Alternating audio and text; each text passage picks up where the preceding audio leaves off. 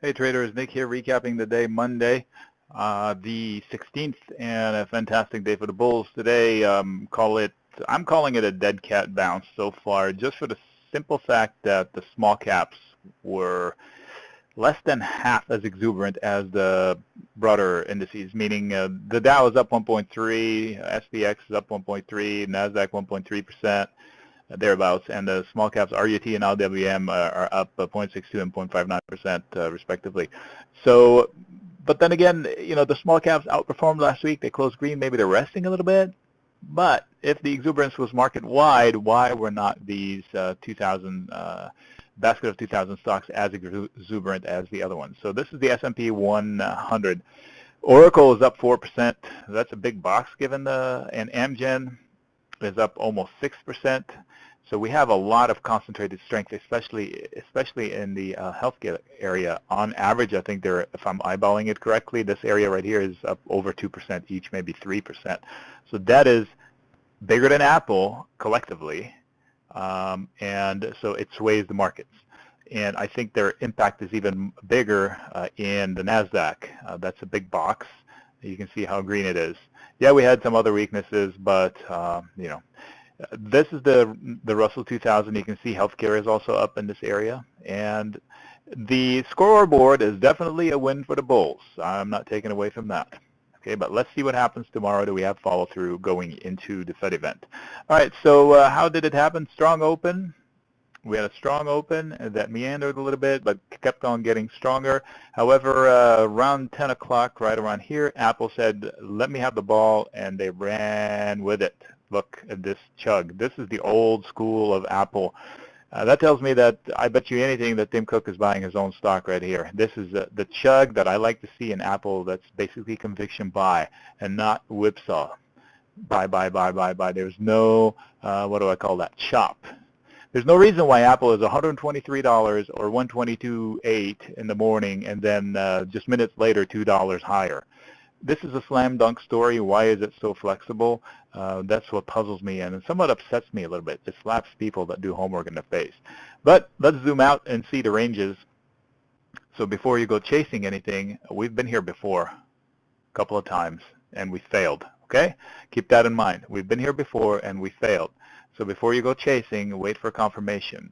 If you haven't been on board this jump, don't go chasing it. This is yet. Especially with a binary event on Wednesday, the Fed. This is the last 10 days or so in the S&P. Sorry about all this, but all you need to know is that we were here, we dropped to here, we dropped to here, we dropped to here, and now we recovered up to here. So we're still not even halfway to when we were 10 days ago. Let me show you the same with the Nasdaq. We were here, we dropped to here, we dropped to here, we dropped to here, and then to here. And now we're back to here, which was not even 2 days ago, just about 2 days, 3 days ago. All right, so that's why I say. Now, conversely, I said the small caps have outperformed so far, but not today.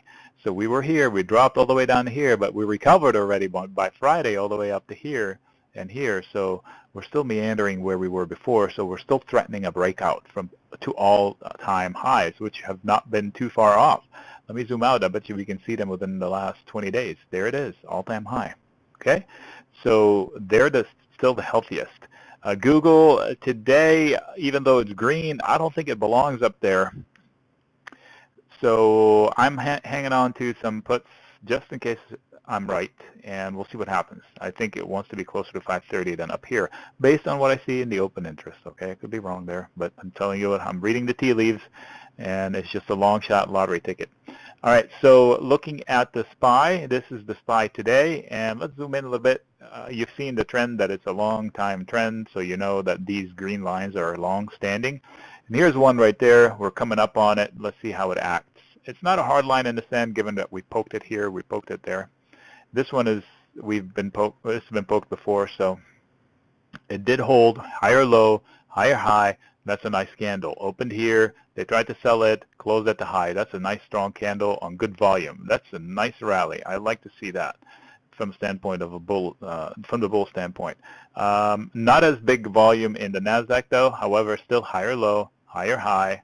Okay. And we're still within a nice range above this area that I told you it needs to hold, that little orange thing here I drew. Small caps, I told you they're the healthiest with regards to how close they are to the all-time high. All right, that is still a nice threatening breakout, so I would not be too short the small caps for this week. I would be careful with that. All right, so there were some stories, individual stories, but first let me see if I have any thoughts on things. Oil, oh my goodness, how could I forget to mention oil? Look at this, 42.85, okay? They faked me out. OPEC faked me out last time when they said something bullish oil prices. I was like, okay, they're raising the white flag or they stop the fighting. They want to start establishing a base. Wrong. Today they came out and said something bearish, so the rhetoric continues. 42. Technically, I told you if it loses this, it comes down to the low 40s.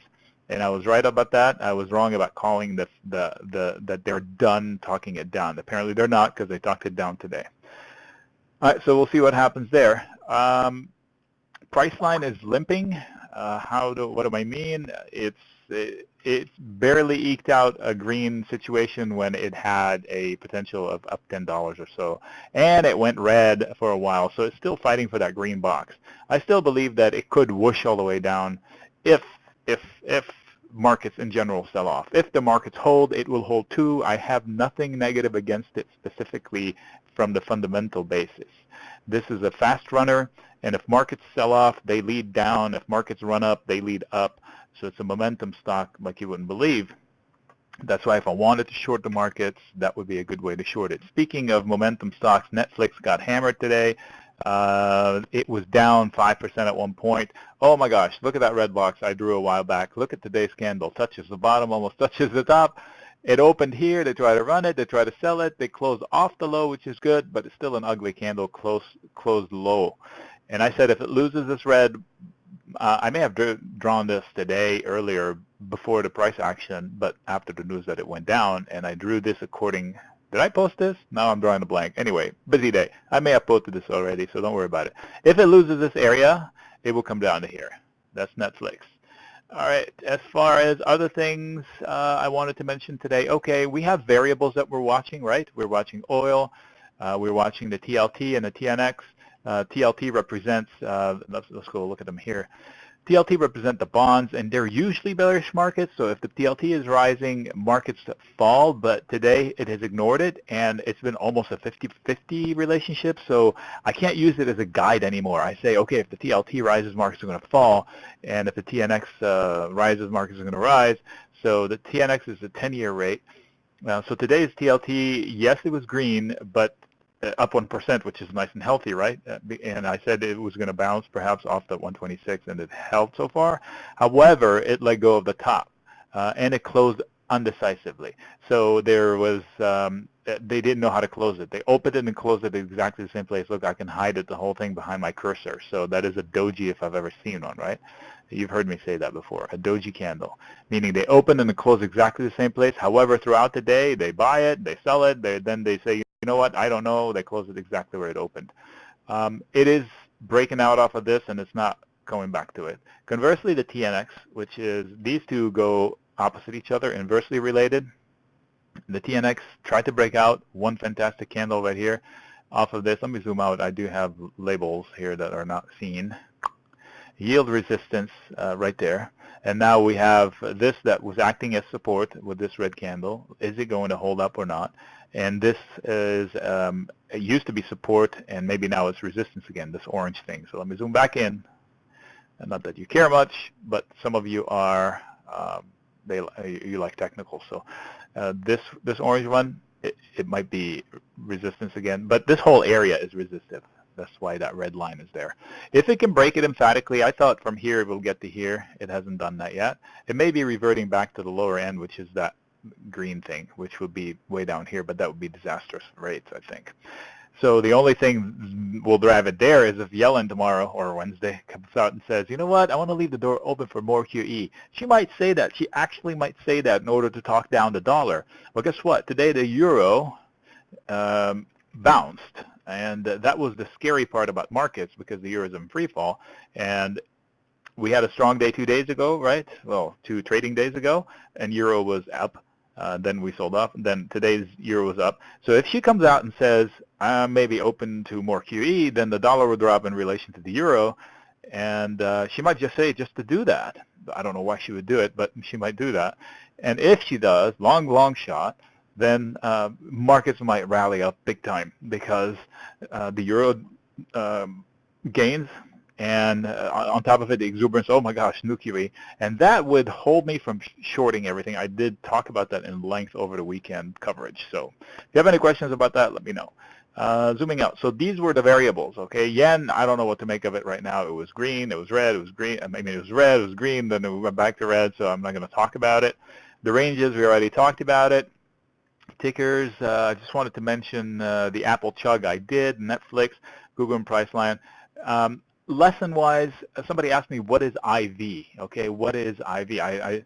It's the implied volatility. So if markets are nervous about something, the implied volatility for that period of time on that something, let's say the implied volatility, let's say Apple's earnings are this week, then the implied volatility for this week's options contract are probably double, if not more, the usual. So if usually it has 20% implied volatility, so options premium costs this much, where there's earning an uncertainty from an event, that 20% would be 50%, and then you end up paying more for the same option premium with the same theoretical chance of success, basically distance-wise from current prices. So it's implied volatility. Basically how, let me see if I put it in English, it's built-in nervousness in a ticker based on current environment, based on a current event or forward event, whatever that period of time. It's built-in nervousness, okay? It's similar to the VIX. The VIX is built-in nervousness for the whole market. You've heard it, uncertainty index or fear gauge or whatever.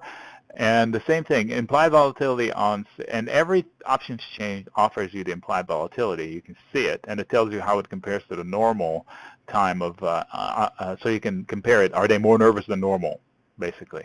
So it's built-in nervousness in a specific ticker, okay? Another question came out with regards to SPX. They say, okay, you'd like to trade the SPX or the SPX W or the SPX PM. SPX and SPXW are the same. It's one. There's no SPXW, but they name the SPX weeklies as Ws. So if you go to, this is a monthly contract, so you'll see it's an, oops, that's the wrong contract, SPX. Okay, sometimes today. Okay, the March expiration is a monthly, right? So you see here SPX, SPX. If I open a weekly chain, which is the red one, next week, not this week, SPXW, that's just the name of the contract, okay? SPXW, that's nomenclature. SPXPM,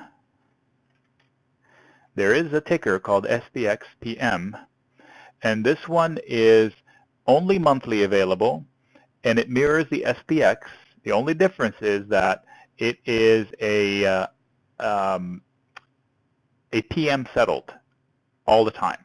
So if you want to trade March SPX, I would think about trading the March SPX PM instead, because then you can hold it into Friday and actually have the chance to close it on Friday rather than be forced to close it on Thursday because you don't know what's going to happen Friday at the open and you're at the mercy of the open and you have no chance to save the trade. So SPX PM is a different ticker that mirrors the SPX that is PM settled. I hope this clarifies things. Anyway, Nick signing out. If you have any questions, let me know.